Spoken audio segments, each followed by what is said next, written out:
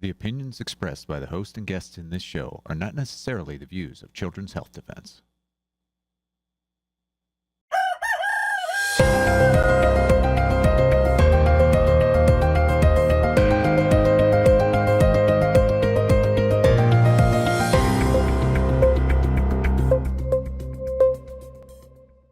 Good morning, CHD. It is Sunday, the 7th of September, 2025. Welcome to This Week with Mary Holland, President of Children's Health Defense, and myself, Polly Tommy.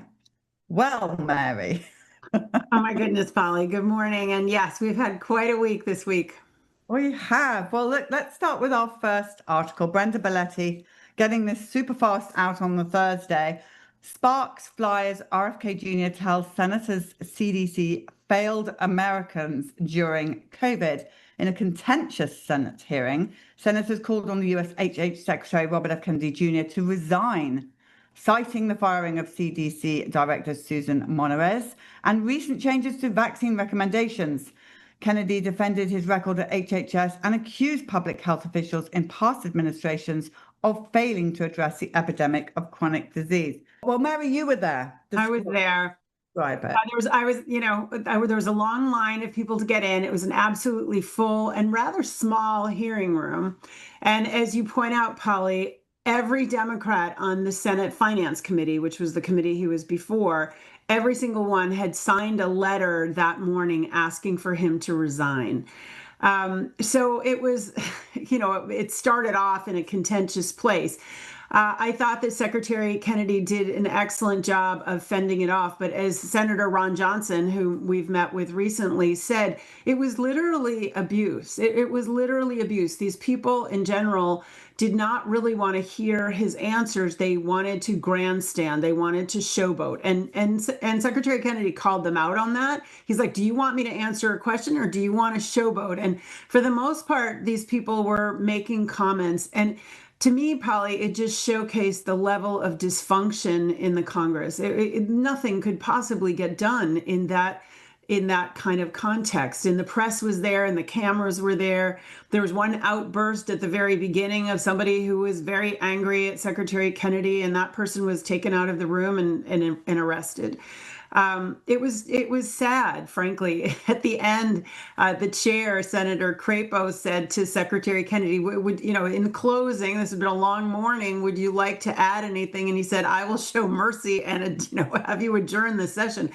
It was hard to sit through. It was hard to sit through in the sense that it showcased how dysfunctional the legislative, adjudicative, kind of deliberative processes. There was no real conversation. There was no conversation. It was sad, Polly. It was actually really, and hard for Bobby Kennedy, because here's this person that we know, and we know this person is working incredibly hard to make change in an incredibly difficult environment, right? This is entrenched interests and lots of money and tens of thousands of people and a very few of his sort of pioneers throughout these agencies really trying to say, we have to restore trust. They don't even seem to recognize, Polly, I'm sorry to go on, but the Democrats and the Republicans, some of them, they didn't seem to recognize the level of distrust, particularly in the COVID shots, right? As Kennedy pointed out at the beginning, under 10% of children are getting these. 2/3 of healthcare workers refused the boosters in 2025 or 2024, the most recent data.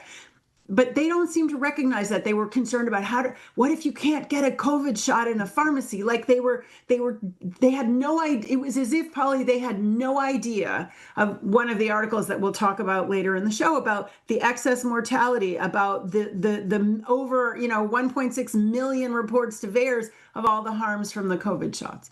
So it was sad. Honestly, it was quite sad. It was, and I got messages from people who were sitting on the fence about Bobby, and they were texting me last night saying they've never seen somebody abused in the way that Bobby was abused there. So it's actually backfiring on. Well, I think it is backfiring. And, when you think about it, Polly, that the Kennedy family is the signature family of the Democratic Party, and that the party is just absolutely they're just so aligned against him. They're so hateful towards him. It's quite extraordinary. He's really just trying to improve the health of the country, make America healthy again, and protect children for the future. And he is being vilified. And we know, Polly, you and I have covered, there was a leaked memo from a lobbying firm from the biomedical community, that they're pouring millions of dollars into this coordinated, concerted campaign to get rid of Bobby Kennedy by the end of September. I think it is backfiring. President Trump has come to his aid. I think that the people who attacked him look ugly and disrespectful and uncooperative. So I think you're right. It's backfiring, but they're not letting up. No, they're not. But I just want to say one more thing. I went for a walk with a friend last night, and we stopped and we looked at the Children's Health Defence bus. And what's glaringly obvious on the second bus, this bus, is the COVID shot and hospital protocols. But out there was just standing out at us, killed by Moderna, killed by Pfizer, Johnson & Johnson, AstraZeneca. And you just think back to that hearing that we heard, and it's like that none of that matters, Mary, and it has to matter. It matters, and that's the point. It's denial. That was what was so shocking, actually, is hearing Warren and other senators like, how can we get these shots in the pharmacy? And you're like, do you not realize that these shots have caused worldwide death? Do you not realize that they likely are bioweapons themselves because they incorporated the spike protein that is the result of gain of function research? It was really stunning. Like, the level of disconnect of some of these people from reality was really upsetting. Yeah, and to think these people are kind of leading our country. Well, I think they're not, Polly. That was one of the really interesting things, is you realize these people can't possibly be leading the country because it's so dysfunctional. And it does make you think, okay, so who really is leading the country, right? Because these people can't possibly be really achieving much given the level of division. They don't work together. I mean, that's at least what they brought across in a public place. And God bless Ron Johnson. Oh, God bless Ron Johnson, who was the only person with common sense who called it out. He said, this is abuse. I'm sorry you have to take this. And he said, I care about the victims of the childhood program. And he showed a graph. So yes, God bless Bobby. God bless Ron Johnson. They're just telling the truth, Polly. They're telling the truth that we know. Well, everybody, we've got to pray big for them. There's a press release here from the US Department of Health and Human Services.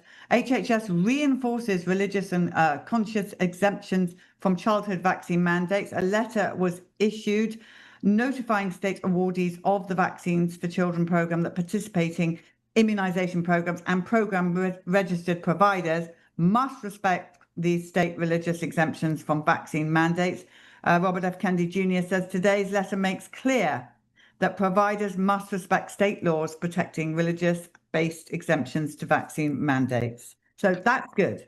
That's fantastic. And it's fantastic that that was issued on the same day that he had to go through all of this. So this is the Office of Civil Rights. This is following up on the letter that they sent a week ago that we covered last week, Polly, to West Virginia, saying if you don't follow your state laws on non-discrimination on the basis of religion, we might suspend $1.4 billion of aid to you in Medicaid money.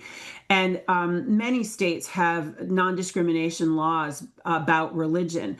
The other states that are affected potentially are Connecticut, Maine, California, and New York. I know Connecticut has a state-level Restoration of Religious Freedom Act. So this letter should be telling Connecticut, you could lose your Medicaid money. And I think we already saw Senator Blumenthal come out and say, don't do that, Secretary Kennedy. We talked about that last week.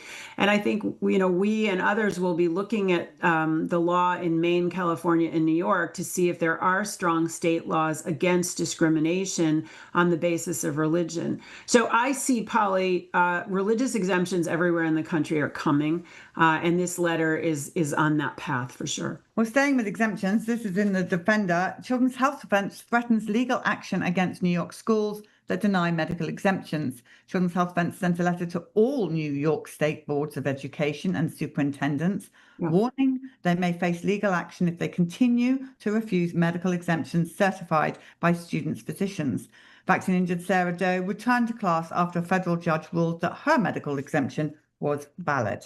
Right. So we funded the Oceanside lawsuit, which was based on a Second Circuit Miller versus McDonald lawsuit, that no school district, no physician employed by a school district can second guess a New York State licensed physician's medical exemption, full stop. They don't have to look at the ACIP guidelines. It is their clinical judgment. They're licensed by the state. And this had been disputed in New York for a very long time, and it is now crystal clear based on several federal judicial decisions. And so there was guidance that the New York State authorities sent around that, again, blurred this current law that is very, very clear. So we wanted to make sure, no, there's no confusion here. The treating physician's medical exemption rules. You cannot second guess it. And we sent that to all of the superintendents in the state because we really want them to know we're serious about this. And if you deny a fragile a medically fragile child's medical exemption, we will come after you. We will make sure that that is turned around. So I was very happy to see us do this. Very happy. I love that talk. We will come after you. We will come after you. It's the law, Polly, and it's common sense. A doctor who knows the child is the one who has to be able to make the decision, not some bureaucrat who's never examined the child. It's what's happened in New York State since the repeal of the religious exemption has been truly Kafkaesque. It has been insane. Well, let's have some good news. Florida to end all vaccine mandates. State Surgeon General announces, this is Florida Surgeon General Joseph Ladapo, announced that the state plans to eliminate all vaccine mandates, including for children to attend school. Every immunization mandate is wrong and drips with disdain, he said. Florida will be the first state to drop all of its vaccine requirements. Well, let's hope Texas is next, please. Well, this is now starting a trend, Polly. So Idaho passed a law that says no medical mandates, full stop, children or adults. And now Governor DeSantis and the Surgeon General, Dr. Ladapo, have said no medical mandates. And he said they drip with disdain and slavery. And coming from a Black man, I think that carries a lot of weight. And I completely agree. If you don't have complete autonomy over your own body, you don't have any kind of liberty. You really don't. So it's a huge step. Again, really exciting that came out on the same day that Secretary Kennedy was being abused by senators. I talk with our colleague, Michael Kane, the head of advocacy. It's like the boulder is starting to move. It's going to be going down the hill, right? We're starting to see the boulder move slowly, and I think it's going to gather steam and move more quickly. Okay, good. Suzanne Burdick, Paul Offit. Paul Offit is kicked off key FDA vaccine panel. Dr. Paul Offit, an infectious disease specialist at the Children's Hospital of Philadelphia and outspoken critic of Robert F. Kennedy Jr., told Endpoint News in an email that the FDA did not tell him why he was being dismissed from the agency's Vaccine and Related Biological Products Advisory Committee. Well, I can think of lots of reasons. Me too. Yeah. So long, Paul. Yes, bye-bye, Paul. I met Paul once. He wasn't very kind, if you remember. He used the F word on our cameraman, which was really quite... I do remember that. I also have met Dr. Offit, and he pretended to be gracious. When you read out these articles that we've just read out, it's kind of exciting, Mary. Polly, the ground is shifting. We've been waiting, decades for this. It's shifting, Polly. It's really shifting. It's like years of abuse is lifting. Because yes, you saw the abuse Bobby got the other day. Do you know how much abuse these parents, we get, the parents, every single day from someone or something, family members, or with our children that are now big adults out screaming around Target or wherever we are. It's non-stop. So it feels like it's lifting a bit for us all. It's lifting a bit. It's, Polly, we're telling the truth, and the truth doesn't always win out, but I think there's a fighting chance now. Michael Novadakis in The Defender, clear up this mess. Trump demands Big Pharma justify the success of COVID shots. This is President Donald Trump announcing that manufacturers of COVID-19 vaccines and treatments must immediately make public all data about their products. He suggested drug makers will have to answer for any problems discovered in the data. Now, for me, Mary, this is really big.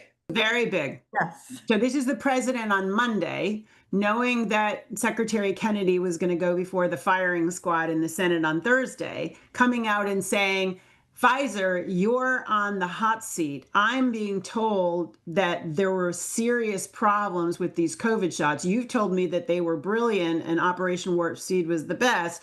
You better come out and tell the world why they're safe. And Polly, they're not. We know that they killed people. And the worst part is that we know, having researched this for the last 5 years, we know that Pfizer knew absolutely without a doubt that they were going to harm people and kill people and that they weren't going to stop the virus or the transmission. So this was signaling to the world that Pfizer is on the hot seat and that the president is going to back Bobby Kennedy to get to the bottom of this. And that was very important, I think, going into that hearing, because as much as they said, oh, he should resign, they knew that was really not going to go anywhere. So I just want to see this process continue. And it is exciting. This article also mentions that in the Advisory Committee on Immunization Practices, Dr. Retzef Levy, a kind of an analyst, not a medical doctor, but he is the chair of a working group on the COVID it's called the COVID-19 Immunization Work Group. And they are going to look seriously at all the data about the COVID-19 shots, and that has implications for this mRNA technology. Yesterday, Secretary Kennedy was criticized a lot for taking $500 million away from government money going into the mRNA platform. So I think we may, again, this is a new opening, and also very exciting in this article, I think, Polly, it was that Florida, at the same time that Latipo announced the end of medical mandates, Governor DeSantis said that they were creating their own Make America Healthy Again commission in Florida. We know that Florida has been way out in front of the rest of the country and pretty much the rest of the world on COVID. So we may be able to see them kind of create momentum that the federal government and others can ride on. All right, Michael Nevadakis, COVID vaccines unleash profound harm. This is a new peer-reviewed paper saying the study authored by 11 scientific and legal experts found that the man-made features of the SARS-CoV-2 virus and the mRNA COVID-19 vaccines are likely the result of controversial gain-of-function research. Again, we knew that, but it's great to have that. It's great to have this in a peer-reviewed paper. This, as co-authors, include Peter McCullough, Nick Hulsher, many of the doctors, Dr. Ziwiak, I'm not sure how to pronounce that, people that we've seen. And basically they're saying there's every indication that the virus, SARS-CoV-2, was the result of gain-of-function research at the Wuhan lab funded by Dr. Fauci. Dr. Fauci intentionally misled the global public to say it was, zoonotic origin from wild bats, which was completely unbelievable. And that misled everybody for a long time. And then having the vaccine be made from the spike protein, the most toxic part of the virus, has introduced a level of toxicity in these so-called vaccines that is just, unprecedented. So it's this is a really interesting article. I would encourage people to look at this. And Dr. Mavrakakis, the second author on this paper, says that this paper supports a call for a complete recall on the COVID shots and a moratorium on all mRNA biologics. She also calls for prosecution for criminal negligence and the repeal of the 86 Act and 2005 PrEP Act that gave liability shields to the people who developed these things. So this is, again, next step, right? This is now out in the public discourse in a more understood, wider circle than has happened in the past. So this is exciting. Michael Nevadakis, Defender, as questions about COVID vaccine safety grew louder, CDC scrambled to control public perception. Internal emails show CDC officials reacted to questions about COVID-19 vaccine safety and efficacy by crafting public messaging that downplayed concerns. Martin Hout, Director of Public Health Reform Alliance, which obtained the emails, said the documents show the CDC wasn't acting like a scientific body, but as an arm of the vaccine manufacturers. No surprise here that this is all clear from the email traffic.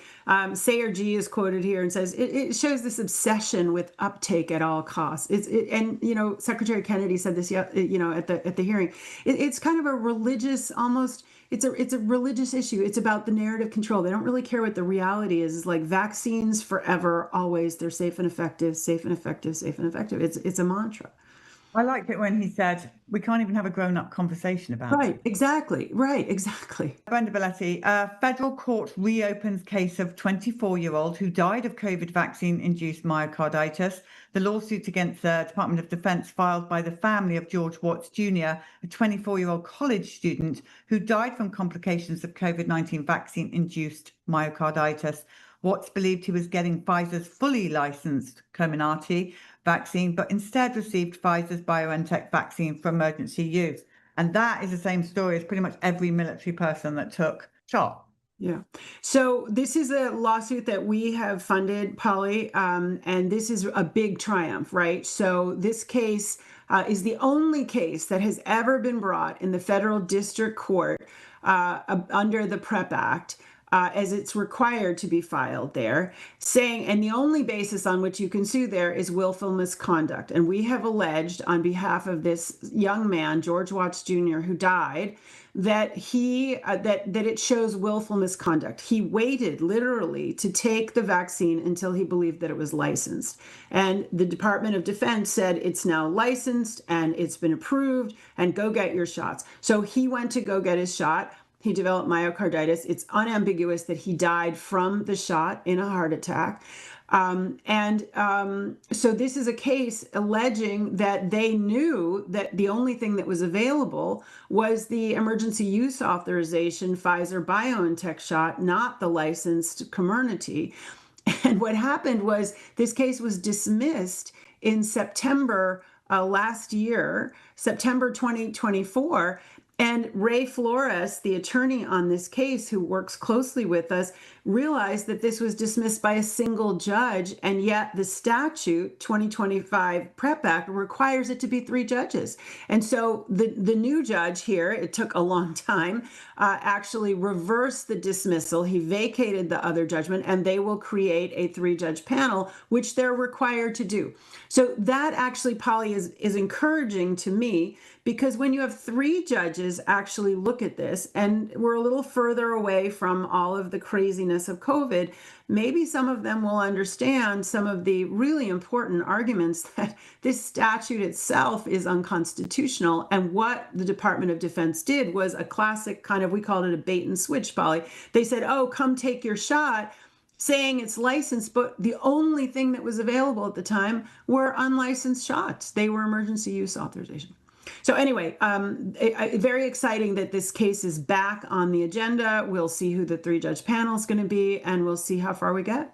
I don't know how many years ago you were like, we're winning. I really feel it now, Mary. Listening to all of this, we are getting there, guys. We're getting. Listen, it's always going to be hard fought, Polly. It's always going to be hard fought until 50 years from now, when people will look back and they'll say, oh, I guess it was. It'll be 50 years from now, the things that we're fighting for will be things that people assume. They will just take for granted that there are no medical mandates. They will take for granted that there's no liability shields, assuming we keep staying the course, Polly.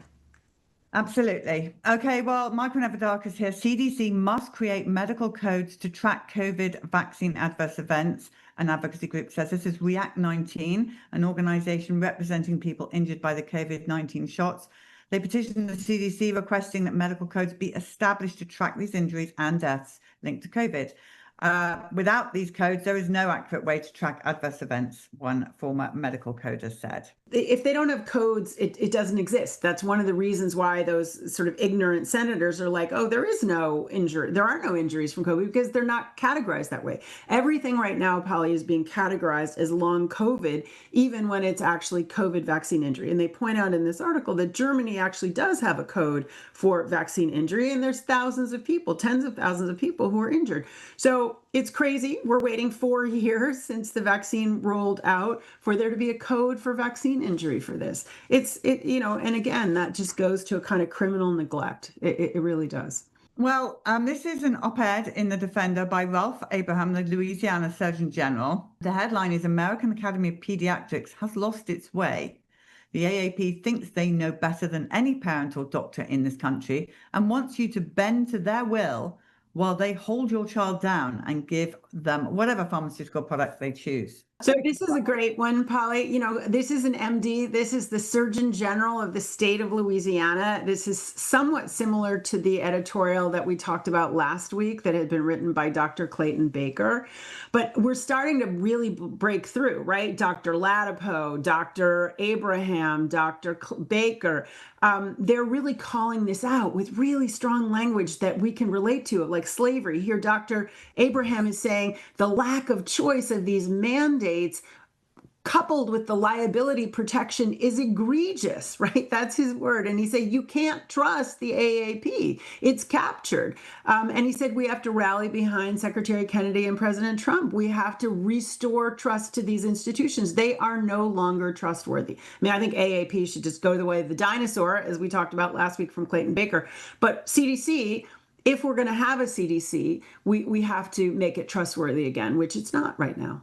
No, what did Bobby say the most corrupt in the HHS departments? FDA to provide public with daily updates on adverse reactions to drugs. The FDA said the change, which includes real-time reports of drug reactions, is part of broader plans to streamline all of its adverse event reporting systems and increase reporting frequency across all systems to identify safety signals faster. It's great. I mean, why shouldn't it be sort of like a Yelp or like even the curated comments on the Defender, right? They're getting in reports of adverse drug events. You can have somebody very, very lightly look at them to make sure there's nothing that's garbage and put them up and let people see it. And then people can find out for themselves. Did somebody else have a reaction like mine? This is great news. It's sort of bringing this up to the 21st century. Okay, Brenda Belletti, CDC predicts jump in RSV immunization rates amid concerns. Researchers misled ACIP on safety data. A recent investigation suggesting the CDC researchers presented misleading data on the RSV monoclonal antibody clinical trials has raised questions about the safety of the shots for infants. Meanwhile, the CDC reports a significant rise in the administration of the shots for babies and an increase in the number of pregnant women receiving RSV vaccines. Polly, we've been talking for a long time about very, very troubling safety signals about these RSV shots that they're now pushing on pregnant women and on infants. And this is very interesting that it looks like they may have done tricks with the statistics. A doctor from Kaiser splitting the group so that they couldn't really see how many deaths there were from this RSV shot. Dr. Malone, the co-chair of the new Advisory Committee on Immunization Practices, says he believes he was misled and he would vote differently. In the vote recommending the RSV shot, there were 2 dissenters. Maybe now there will be a lot more. We know that RSV is on the agenda for the next ACIP meeting in the middle of September. So stay tuned on this. This is very important. And we will, of course, at CHD TV be streaming all of it. Yes. Right, well, let's go to the good old trusted site, the BBC. Children to be offered chickenpox vaccine on the NHS from January 2026. 2 doses, one at 12 months, one at 18 months. It's going to be combined with the MMR, so the MMRV. Ministers say it also saves parents taking time off work to look after a sick child. Well, from our experience, you're more likely, if your child is injured, to never go back to work again. Correct. And MMRV, Polly, even on the product insert, it says that there's a risk of seizures. You know, the V added to the MMR, which you and I both know is very toxic to some children, it just makes it even more toxic. This is awful. Interesting. ACIP also has on its agenda for mid-September review of MMRV, which I'm very happy about. So we'll see what happens on that one. Well, I find it really interesting, Mary. So in February, if you'll remember, I went to see my mum and I came back and I said on this show that where my mum lived, there was chickenpox everywhere and nobody cared. And we had that conversation about, well, they don't have the vaccine. Now, the press in England is saying you could die from chickenpox. Of course, this is what they always have to say. It's the usual fear-mongering. I just want to say at the end of that article, Kinnock said, we need to win this battle against the conspiracy theorists and misinformers and disinformers out there who need to be dealt with and need to be silenced. That's like a threat. All of this suppression leads to suppressing speech, and you can't have a free society if you don't have free speech. So it's all connected, Polly. Yeah, and so if you're a mum in England, you go and get the MMRV, your child gets injured, and you go on Facebook or wherever it is, you go and say, this is what's happened. You are now a misinformer and you need to be dealt with. Yeah. Just know that before you take that shot. The conversation here in The Defender: exclusion from clinical trials for many medication puts pregnant women at risk. In the US, the average woman takes 4 medications and more than 9 in 10 patients take at least one. Yet of the 290 drugs approved by the FDA between 2010 and 2019, 90% contain no data on their effects on pregnant women. I am shocked by that. Me too. Woman takes 4 medications or more. The average pregnant woman takes 4 medications, Polly. That's just staggering, and it's horrifying. And that's what Bobby Kennedy is really talking about. It's like people have these chronic conditions, and I can't even imagine that the average pregnant woman is taking 4 medications. It's disturbing. Very disturbing. All right, well, Dr. McCullough in The Defender here, you think glass bottles have fewer microplastics than plastic ones? Think again. A French government study found glass bottles contain 5 to 50 times more microplastics than plastic bottles, mostly from the painted caps that seal them. I was quite shocked by this, but I'm still not going to use a plastic bottle, Mary. Yeah, no, me too. I still am going to use the glass bottles, but I guess they're saying that, the screw top caps can have a lot of plastic I mean, we've got to be very careful about our plastic use. Well, now we have a position in The Defender. So if any of you are reporters, you live in the DC area, the greater Washington, DC area, they're looking for an investigative reporter for The Defender, which is It's a very exciting job. I was just at the hearing. It's going to be going to press conferences, going to hearings, interviewing people like Senator Johnson, like Secretary Kennedy, really trying to get the bottom of what's going on at FDA, in particular in NIH in the DC area. It's a great job. It's a great reporting team and editorial team at Defender. This is a plum position. If you're a writer, if you're a reporter, if this excites you, or even if you don't have exactly that background, but you really think this is exciting, then by all means, please apply. You can do it on our website. We have an incredible reporting team, and we really need an additional reporter who's based in DC because so much is really happening there right now. We need somebody who's, got initiative, really interested, entrepreneurial. It's a great place to work. We really encourage you to apply if this excites you. Now, our conference, we have a few more people added to that. Ron Paul is turning up. Wow. Rand Paul is definitely, we met in DC with his staff, and he is excited to come. And his topic is, why isn't Tony Fauci in prison? So it should be a really interesting talk. Absolutely. So do keep checking on our website as they announce more speakers. There are more speakers that I don't know whether they've been announced or not, so I'm not going to say anything right now, but it's very, very exciting, people. You're going to really enjoy this. It's going to be a great conference, Polly. It's shaping up to be truly a really fantastic conference. I think by next week, we will have up all the panels, all this, all the speakers that we know to date. It's really going to be a great conference. It really is very exciting.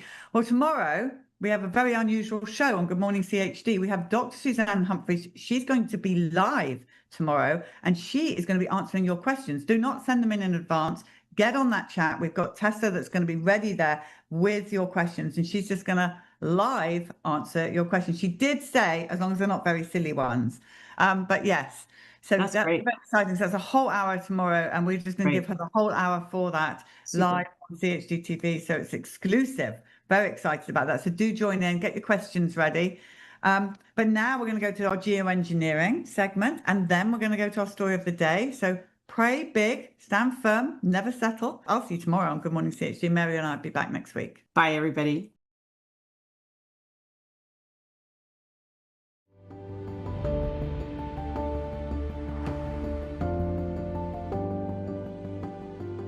Dane, thank you for doing this. So first question in from someone is, you described that the eastern region of the United States is cooler than the rest of the world. What's the reason behind this?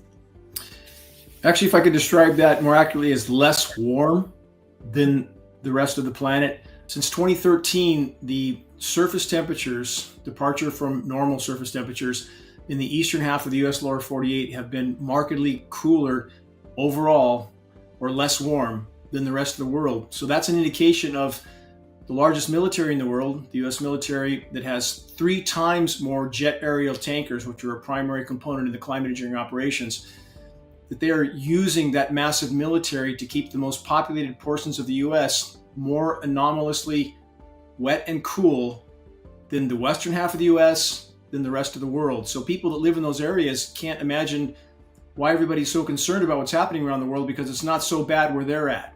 So this is a psychological aspect of the climate engineering operations. But in the meantime, Polly, as you know, we have all these destructive anomalies still occurring. Baseball, softball size hail with almost every storm that occurs. Hurricane +4 straight line winds now, the norm. Tipping trees over that have had their soils and root systems poisoned with toxic rain for decades.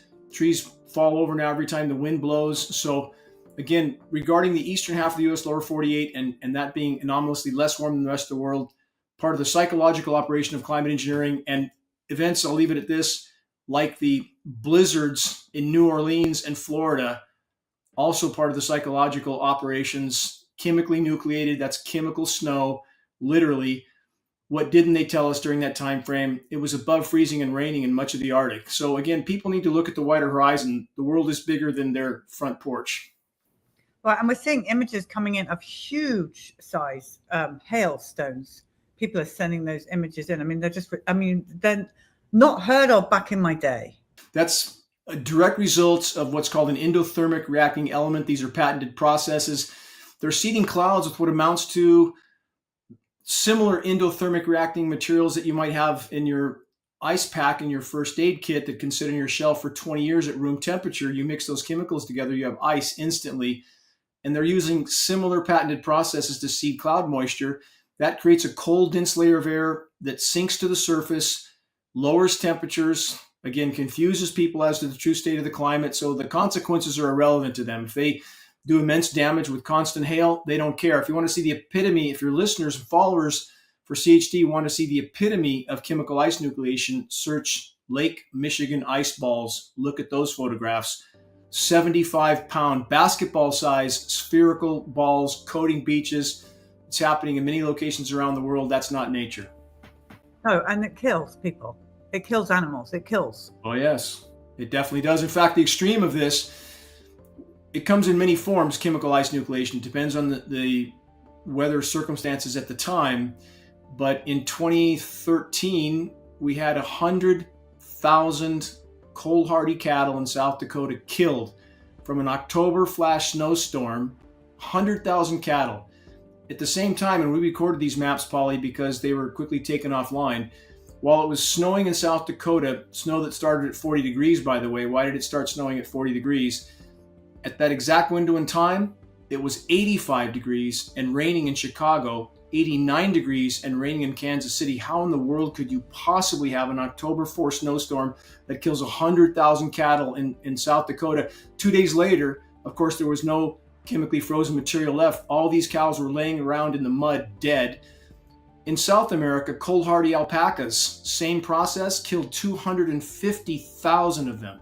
So again, this is all out weather, chemical, and biological warfare, Polly.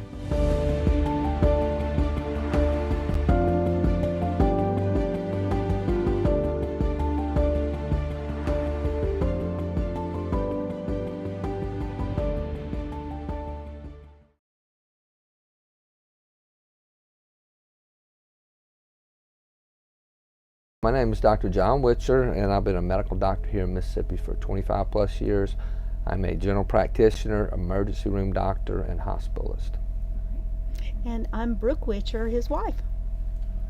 Well, I was the medical director at a small rural hospital here in Mississippi when COVID started. I've treated hundreds of COVID patients, both in the emergency room, hospital setting, in a clinic setting, as well as at home. But when COVID hit, I felt like it was a virus that was genetically modified, gain-of-function research that it probably did come out of the Wuhan lab. And of course, fast forward now, I think many of us are pretty well assured that's the case. And so I was skeptical from day one. I mean, it is something that people, it was an illness that we had never seen before. Like I said, I've been practicing for 25 plus years here in Mississippi.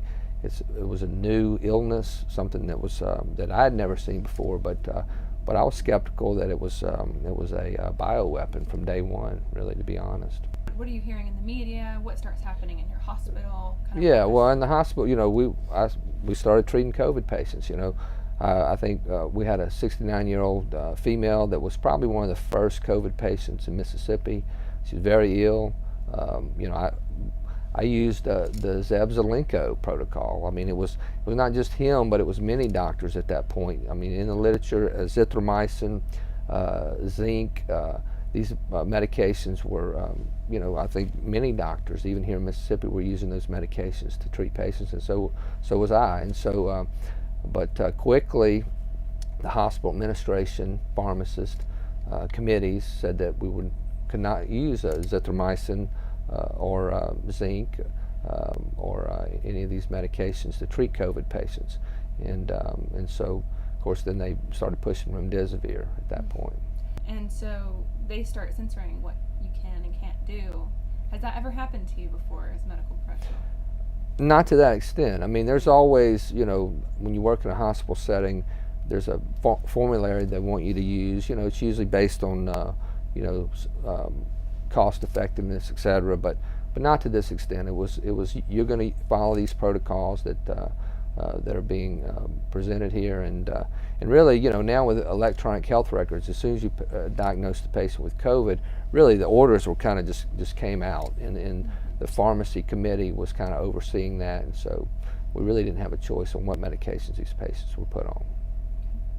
So you were actually able to treat patients with a certain protocol that was, in your opinion, actually helping. Yeah. And then so you saw that cutoff where then things changed. Absolutely. So what was happening in the patients after that point? Well, after that, you know, so you got to keep in mind that I'm in a rural hospital, so we don't have an ICU unit. So patients that, you know, our patients were less ill at this hospital. If they needed an intensive care unit, we transferred them. So my goal early on was to definitely not intubate the patients. We knew, and not just me, but I think it was a general consensus across, you know, many, even the United States, that intubating the patients was not the way to go. I mean, we just saw that most of these patients didn't survive once they were intubated. So, so you know, we did everything we could not to intubate the patients. And have you seen before protocol not working and people continuing to do it? Protocol not working? Yes. And well, I mean, you know, this was just pushed. No, I mean, I've never seen anything. It was a whole lockstep situation, regardless of you know, there was, I mean, it was pushed by, you know, the administration, you know, government, etc. And that's just the way it was going to be. You know, these days most doctors are not independent. They're either employed by the hospital or contracted to the hospital, and so, and I was under a contract, so. Really, I mean, you basically do as you're told, or else, you know, you get replaced. Mm-hmm. Yeah. So walking forward into the vaccine gets rolled out. Yeah. What did you begin seeing? Well, I mean, I was, you know, skeptical of the vaccines being rolled out that quickly, you know, and certainly, you know, I mean, I think any doctor that's practiced very long knows that, I mean, that they're skeptical of a new pharmaceutical, or the pharmaceutical industry in general. I mean, they have a track record, and so, you know, I was skeptical that a vaccine could be rolled out that quickly, and so, so I, you know, I never ordered a vaccine for a patient, and that put me on the radar, because I was the medical director of the hospital, the emergency room, the hospitalist program, and so when the administration wanted me to order these mRNA vaccines for not only employees but for patients, and I refused. I just said, you know, I can't do that because I don't know the risks that are involved, and so that put me on the radar as being not a team player. And so, did you, because it is a more small rural hospital, were you Mm-hmm. beginning to see any kinds of injuries from the vaccine? Yeah, I mean, so when the vaccines started becoming pretty well widespread available early January, of 21, yeah, immediately I started seeing vaccine injured patients in the ER. Everything from heart problems to blood clots to neurological problems. One patient had Guillain-Barré syndrome, and she was diagnosed, and she took one shot of Pfizer. Immediately thereafter, she started developing lower extremity weakness. By the time I saw her a few months later in the ER, and she went to the ER just to get her medications refilled on a weekend. And she couldn't walk at that point. She couldn't even stand up on her own. And so she had told me she had been diagnosed by a local neurologist with Guillain-Barré syndrome after having the vaccine. So, this was a definite injury, documented injury. And so, yeah, at that point, I had been just wanting to be cautious because, like I said, it's a new medication. We don't know the risk involved. And so certainly after seeing injuries that I felt were direct cause from the vaccines, and then of course this particular patient that I knew was, I was very concerned. Were you seeing injuries in young people? Yeah, I saw. Yeah, I had saw one young person, a female actually, that had developed myocarditis, pericarditis from probably related to the shot. So absolutely. Mm-hmm. So then we had Carlisle came in here earlier, and he was experiencing some pretty bad issues, and it sounded like you were able to help him out. Can you walk us through, how do people start finding you, and how did you start treating people? Yeah, we brought Dr. Peter McCullough to town in September 21 when they formed. Why don't you talk a little bit? Tell them about Mississippi Against Mandates. Well, we were very skeptical of the vaccine, and we had begun seeing, I was hearing his stories, but I was also hearing other people tell me the problems that they were having from this vaccine. And in August of 21, that was at the heat of the whole Delta episode, and we lost 5 friends in 1 month to this protocol. But we didn't really understand the protocol yet. I didn't. And when I lost one very, very dear friend from our church, and they were all in their 50s, these were young, healthy people. And that's when the lid came off for me. And, we sat down, and, we've never been activist type people except for the Lord, And when this happened, we just prayed about it, and we started Mississippi Against Mandates. And I was upset about the mask mandates. I was upset about the vaccine mandates. I was upset about the hospital protocols that had been forced, and the silencing of doctors, all of it. And we just could not be silent. We just could not be silent, because to be silent is to disobey God.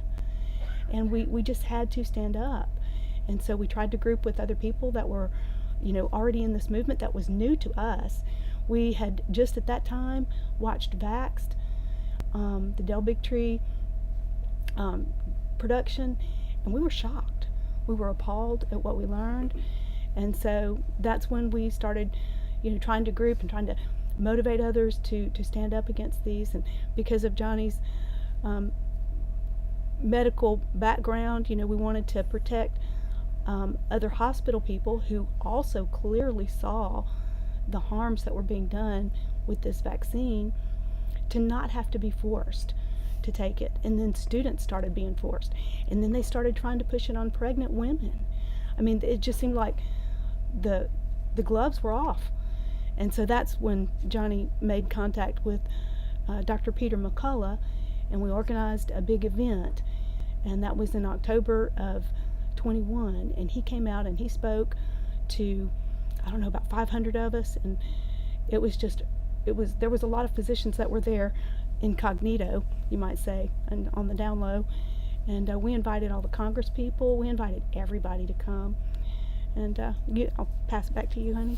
Yeah, so we had a big event, and this was so at this point, everybody was being mandated to get the shots. This was when the federal mandates came out. If you were a federal employee, if you had a federal contract, you were going to get mandated to get the vaccine. So we all grouped together and just went out on the streets. And a lot of these folks were like Brooke was saying, had been in the vaccine injury movement before. Something was totally new to us. I mean, we childhood vaccines. Our children are grown. When they were little, they didn't have that many vaccines, and this was something we just, we didn't really know about these vaccine injuries with the other vaccines. So, but anyway, we grouped with a lot of these people, and we were able to get many people exempt from getting the COVID vaccines. At our hospital, for example, hundreds of people were exempt due to religious exemptions, and throughout the state through Mississippi Against Mandates. And natural immunity. But many of them didn't get exempt. I mean, they lost their jobs. I was just speaking to a lady that's going to come up next and talk. She's a nurse, and she lost her job, and many folks did. Not only in the healthcare industry, but also at Ingalls Shipbuilding, one of our large industries here in Mississippi, and a lot of military folks, college students, etc., lost their jobs or careers, and so. And that's something we want justice for them. We want our politicians to stand up. These people that lost their military careers, their jobs, their careers, etc. This needs to be looked at. It absolutely does. So you guys have organized this awesome event, and we're really glad to have you join us. Yeah, thank you. And to be here, and I think, like you said, your faith helped you step out and speak up, even if it might have been scary. And I know that must have helped a lot of people. Yeah. So in this area, I'm just curious, how many people do you think you've been able to help out when it comes to COVID-19 protocols, hospitals, and the vaccine injuries? You guys got a ballpark?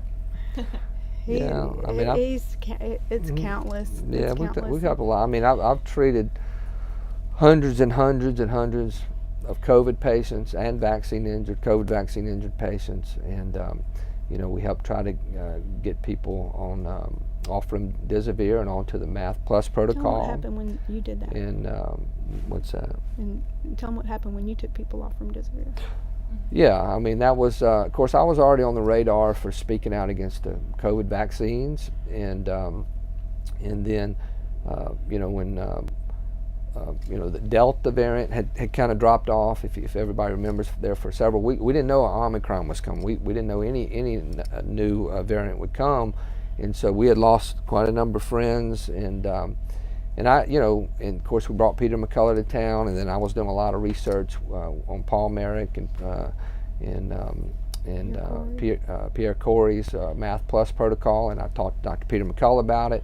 And then we have other doctors in Mississippi, and we're all grouped together. And I just made up my mind, if we had any more COVID patients in the hospital, that I would treat them not with remdesivir, but with this Math Plus protocol. And so that's what I did on early December 21. We had 3 new patients that showed up, probably had the Omicron, but I decided to not give them remdesivir, and put them on things like the Math Plus protocol with ivermectin, for example, vitamin supplements, etc.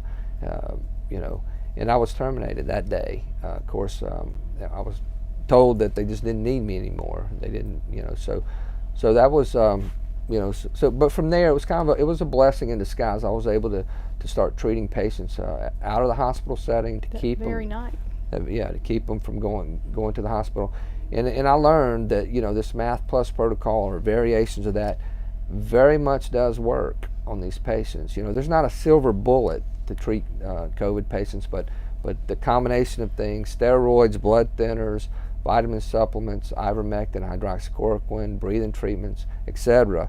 I treated some very, very critically ill patients at home that I know if they would have went to the hospital, it's very likely they would have been intubated, put on remdesivir, and not made it. And so, so from just all that, I mean, we were able to network, and like I said, people have come, and I'm treating their injuries, vaccine injuries, treat a lot of long COVID. Long COVID and vaccine injury from the COVID shots are very similar illness, but it's the problem though with the people that have been vaccinated for COVID, their bodies are like, some of them become like a factory producing these spike proteins that are causing injury, and so they're very difficult to treat, many of them.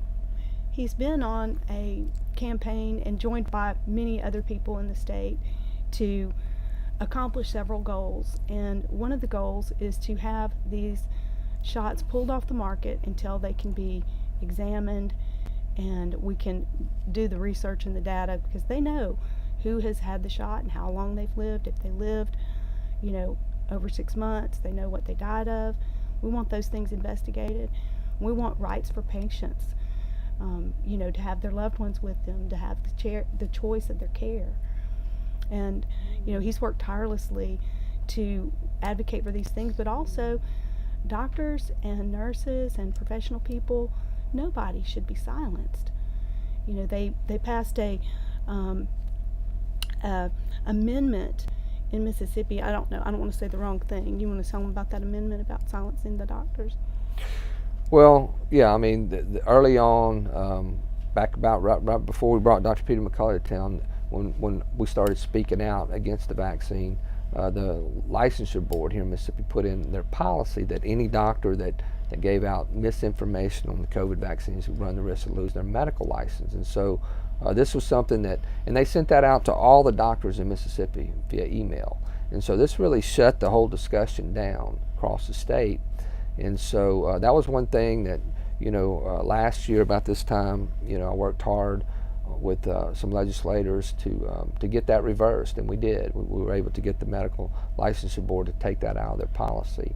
And so that was a win. But and then this time last year we brought to our state capitol with Representative Randy Boyd was leading that up, and we brought about 25 speakers there. Dr. Peter McCullough had that. He was leading that, as well as Dr. James Thorpe, Dr. Rennie Moon, Dr. Christine Parks, Dr. Jancy Chung Lindsay, several more. We had Dr. Howard, Jeff Howard here in Mississippi. We had Dr. Carol Hill.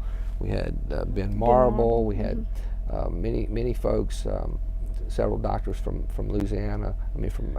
from Alabama. Dr. Tankersley, Dr. David Cotterwood. And we had 8 vaccine injured there. And Epoch Times did a good... this was at the Capitol. At the Capitol building this time last year. And Epoch Times did very good coverage. We had local news coverage, but, they basically just said we were against the vaccine mandates, but we're not. We were against stopping the shots. And also, they reported on none of the vaccine injury testimony. And so that was very upsetting. And that's where we're at today. I ran for governor of last year. Just the main platform was against this whole government tyranny being weaponized during COVID, and really to stop the shots. And so we got over 65,000 people voted for us in Mississippi. So I believe most of those folks were voting for us primarily due to COVID and wanting these shots stopped. And so we're still in that fight. I'm working with legislators now and our current governor, and we're trying to get, like Brooke said, we want at least we'd like to get the governor to sign into law to make our health department evaluate the risk involved with these mRNA COVID shots, and see if there's we want to know what the real numbers are of the vaccine injured here in Mississippi. We know there's some. And the health department's always claimed that these are super duper safe shots. And so we want them to do a study, and in the meantime, we want the shots recalled until they can be proven to be safe. And we want our Attorney General to follow suit with Ken Paxton in Texas, who's suing Pfizer. We want to do that here in Mississippi, we're so happy that Dr. Joseph Ladapo in Florida has come out to halt the shots, and we here in Mississippi we want to do the same thing. And so we're thankful for Children's Health Defense and for Robert Kennedy Jr. coming to Mississippi, and him. We just really believe that we're praying that this is going to expose the whole pharmaceutical industry in these COVID vaccines in particular, and that they can be stopped. Okay, and as we wrap up, I just have 2 quick questions. Mm-hmm. One, in your opinion, was the mainstream protocol being used in the United States to treat COVID-19 doing anything to actually help these patients get better? Or was it, in effect, actually harming them? Yeah, I believe it was harming them. The combination of remdesivir and being intubated, definitely, we're talking about... Sedatives. And sedatives, setting them up. You know, I mean, these patients were many of them were isolated, not fed, not given enough fluids, isolated, kept from their family members, given medications that were, you know, they were already in respiratory stress, and then you give them sedatives and anxiolytics, you know, keep them from anxiety. It's gonna decrease their respiratory drive further. And yes, and many of them were intubated and put on remdesivir. They had developed kidney failure from the remdesivir fairly quickly, and you know, 80% of these patients never made it home. And so this was not the way to treat them. There was other ways to treat them. You know, after having treated many very critically ill patients at home, I can tell you that you know, there are these alternative treatments like with the Math Plus protocol do work, and so yeah, I mean, I'm adamant that you know, we could never go down this road again where the FDA and the CDC and our politicians and big pharma and etc. push protocols on us that that are not only don't work, but that actually harm, injure, and even kill patients. Yeah. And do you have grandchildren? We do. Yeah, we have 4 grandchildren and 2 on the way, all under 3 years of age. That's right. So And yeah. so now, what are, you know, would you recommend to your child to vaccinate their grandchildren? Well, I think they all know how we feel. I mean, I one of my greatest regrets is being ignorant and just saying whatever you say, doctor, when it came time to, because we've just grown up, you know, old enough to remember Marcus Welby, but that's not who's treating our patients today. I mean, they have been, you know, the patient and the doctor relationship has been corrupted so that it seems that many doctors are just going to follow the protocol that their insurance, their administration, their FDA and CDC, who are controlled by big pharma, dictate. And we were ignorant to that. But I think I'm praying that our kids are heeding this warning, because that's one of the biggest regrets I have is ever taking a vaccine or allowing my son to be vaccinated. Yeah, we've definitely been talking to them and giving them books. And so. Thank you so much, you guys.